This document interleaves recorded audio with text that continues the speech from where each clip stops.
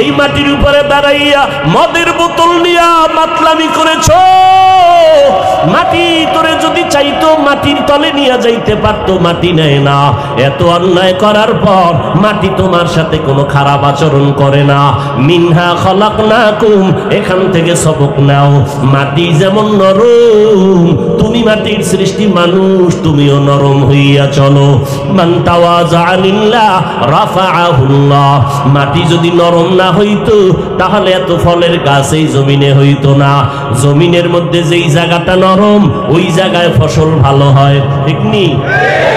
জমিনে সর সম্বল বর নয়ারত বরু তখমে আমল জয়ে মে গরদা। জমিন যেইটা নরম ওখানে ফসল বেশি হয়, ফসল বড় ভালো হয়। যেই মানুষ নরম হইয়া চলবি ওই মানুষের মর্যাদা আমি সবার উপর উঠায় দিব। এরে মাটির মানুষ, মাটির মতো নরম হইয়া চলো। গরম গরম ভাব দেখাইও না। মানুষ কেন গরম ভাব দেখায়? কয় গরম জিনিস ভিতরে আছে এই জন্য গরম ভাব। কয় কি আছে? কয় টাকা। টাকার গরমে গরম গরম ভাব। বলে আর একজনের টাকা নাই, সেও দি গরম ভাব দেখায়। কি বুঝি? কয় তার কাছে ক্ষমতার গরম, এই জন্য গরম গরম ভাব দেখায়। কারুন টাকার গরমে ভাব দেখাইয়া মুসা নবীর সাথে বেয়াদবি করে ফেললো। আবার ওদিক দিয়া মুসা নবীর সাথে বেয়াদবি করে ফেললো। নমরুদ বেয়াদবি করলো ক্ষমতার গরম দেখায়া ইব্রাহিম নবীর সাথে। আর একজনের টাকা নাই, ক্ষমতাও নাই, সে দেখি আবার গরম গরম ভাব দেখায়। সালাম দিলেও দেয় না, দেয়ও না। কি ভাব, কি ভিতরে পুঁজি আছে গরম? কয় আছে। কয় কি? কয় এলেম বেশি, এলেমের গরম। আমার মতো বড় বক্তা কেউ নাই, আমার মতো বড় মুহাদ্দিস কেউ নাই, আমার মতো বড় মুফতি কেউ নাই। আল্লাহ কয় তুমি এলেমের গরম দেখাও, আমি অনেক কিছু জানি, অনেক কিছু জানি, অনেক কিছু জানি। আল্লাহ কয় কোরআনের দরজার মধ্যে আমি কয়েকটা অক্ষর দিয়া তোর অহংকার জবাই দিয়া দিলাম, আলিফ লাম মিম। তুই যদি জানো আলিফ লামের তাফসীর কইরা ভিতরে ঢোক। ওখানে গিয়া কেন কও আল্লাহু আ'লামু বিমুরাদিহি বিযালিকা? আলিফ লাম মিমের বিষয় আমি কিছু বলতে রাজি না। আমার মাওলার রহস্য ভালো জানেন। আল্লাহ কয় এতই কিছু জানো, কোরআনের দরজায় তোরে মাথা নত করে দিলাম।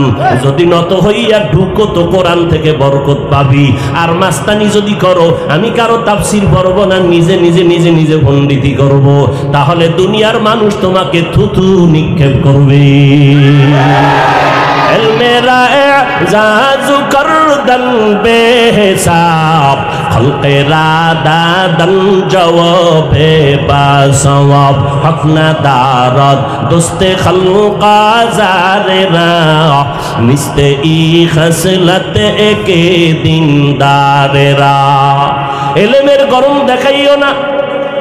যত বড় খতিব দাবি করি না কেন, এই বাংলাদেশের মানুষ খতিবে আজম সিদ্দিক আহমদ রহমতুল্লাহ আলাই এর মতো বড় দামি হওয়া যাবে না। ও আল্লাহর গোলাম, নারীরা পুরুষ পুরুষ ভাব দেখায়, আছে না নাই? শহরে বাজারে দেখো নারীদের ঢল, পর্দাবিহীন তারা করে ঝলমল। অন্যকে তার দিকে আশেক বানায়, অন্যকে তার দিকে আশেক বানায়।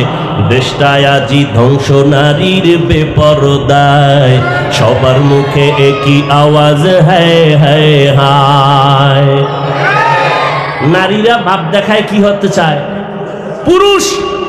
কিয়ামত পর্যন্ত যদি দেশের সব পিসাবরাও দোয়া করে জীবনে পুরুষ হয়ে গুরু, লঙ্গি ফললে পুরুষ হয়ে যাইব, জীবনে বড় অসম্ভব।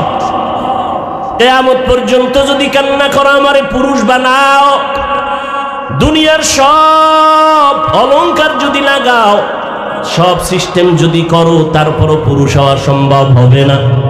এরে নবীর উম্মতের দল যত মুহাদ্দিস হইয়া বড় বড় দাবি করো, শাহ ওলিউল্লাহ মুহাদ্দিসের সমতুল্য হওয়া যাবে না। অথচ তাদের হালাত কেমন? এরে নবীর আশিক, আজকে পায়ে ধরে ধরে বয়ান করি, অহংকার না বুঝাবার জন্য বলি। আমাকে যদি হিন্দুদের মন্দিরে বয়ান করার অনুমতি দিত, দৈনিক 1 ঘন্টা বয়ান করতাম মাত্র 6 মাস, ইনশাআল্লাহ সমস্ত হিন্দুরা পয়গম্বর মদিনাওয়ালারা আশে খায়া যাইত। যদি আমাকে খ্রিস্টানদের গির্জায় পাঠাইতো, বয়ান যদি করতাম, ইনশাআল্লাহ ওরা মদিনার আশে খায়া যাইত। অথচ মুসলমানের ঘুরে ঘুরে দিন নাই রাত নাই, খানা নাই ঘুম নাই, কষ্ট। দুনিয়াতে বয়ান করার মতো কষ্টের আর কোনো কাজ নাই।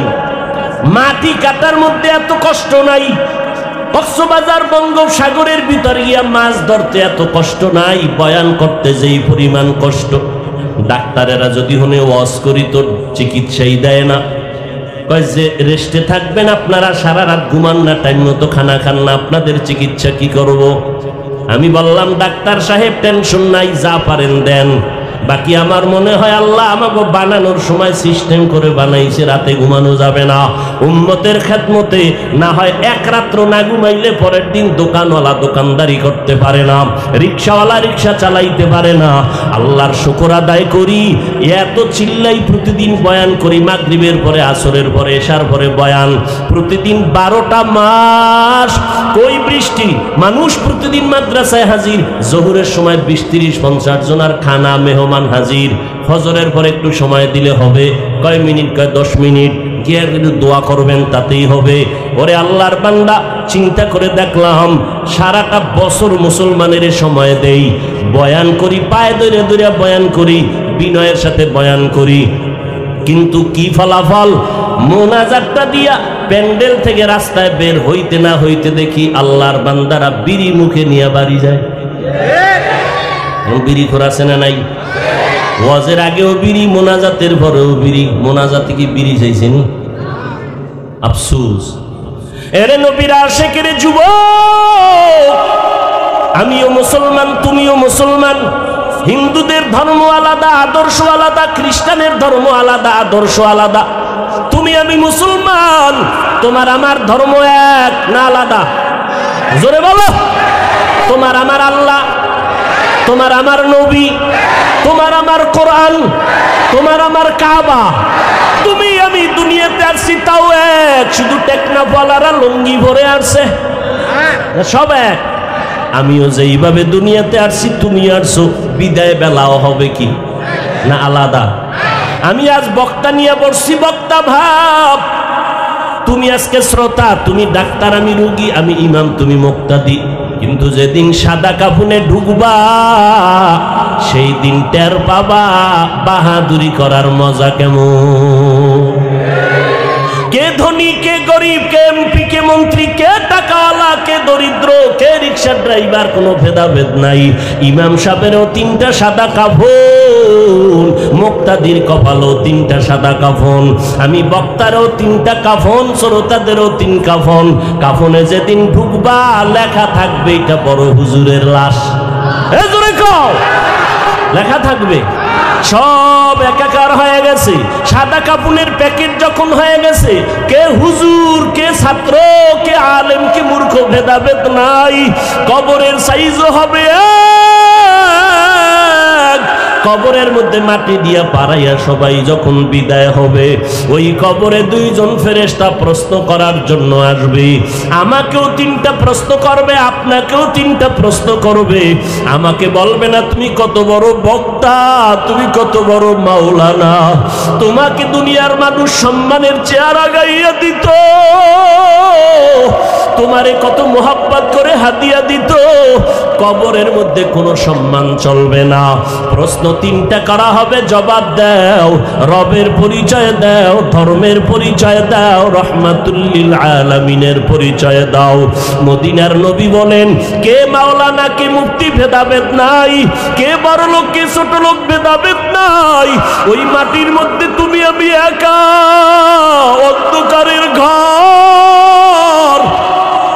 আমাকে যদি ছোট একটা রুমে বালিশ দিয়া, বিছনা দিয়া, এসি লাগাইয়া, এরপরে দরজায় তালা দিয়া কয় তুমি একা ঘুমায় থাকো, ছোট্ট একটা রুমে আমি নড়াচড়া যদি করতে না পারি, আমি চিল্লায় বলবো দরজা খোল।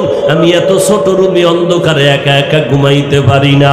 ও বান্দা, চোখ দুইটা বন্ধ করে চিন্তা করো, ওই কবর মাটির ঘর, তোমার ডানে মাটি বামে মাটি, সামনে পিছনে উপরে নিচে মাটি আর অন্ধকার।